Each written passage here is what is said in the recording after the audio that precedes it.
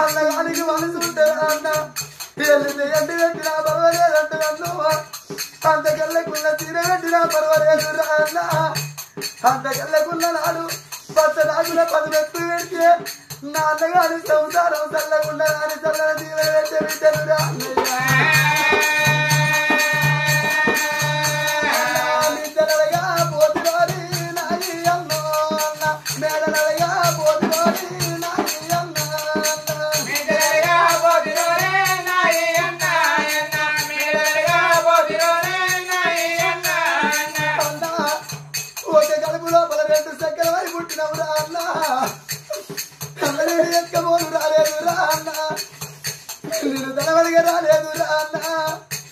నా తోటి పడుతుంటే నాకు గట్టిపోతున్నట్టు అన్నా నువ్వు నాకు గట్టిపోనచ్చినరా అన్నయ్య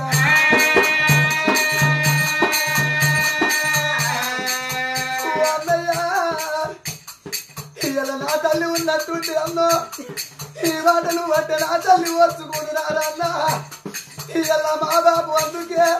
అలుపు తల్లి నాకు ఒక్కటి అన్న ఊరవుతాయి నా తల్లి ఉన్నాడు అన్నయ్య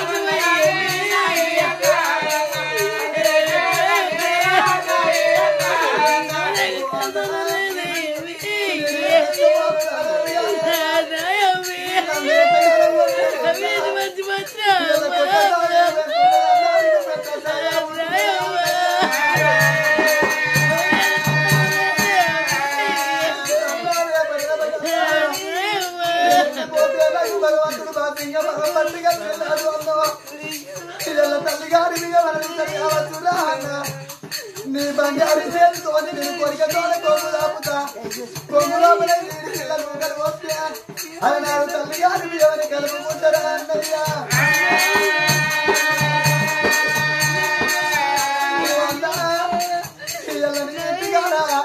చేతడి గాజులు పెట్టుకోనొచ్చినా అన్న గాజులు వలిగిపోయినాయి అన్నయ్య 100 రూపాయలు బిచ్చలు లెక్క అదేంటే గాజు పెట్టించుకొని గాజు వల్లి వల్లప్పుడల్లా నాన్నగారు సత్యశీల మహారాజు పెట్టించిన గాజులాని నలుగుత చెప్పుకుంటారా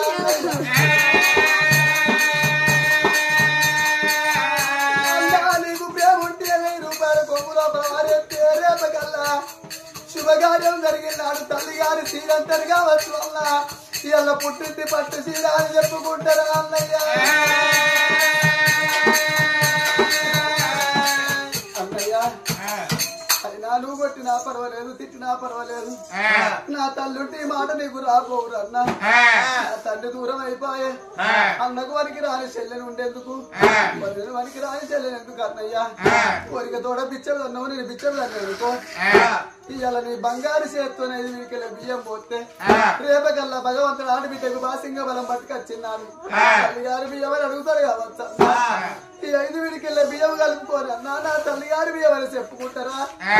నువ్వు ఒక 100 రూపాయలు కొమ్ము లోపల వారేస్తే గాజు పెట్టించుకొని గాజు గల్లు అన్నప్పుడల్లా నాన్నగారు సత్యశీల మహారాజు పెట్టించిన గాజులని చెప్పుకుంటారు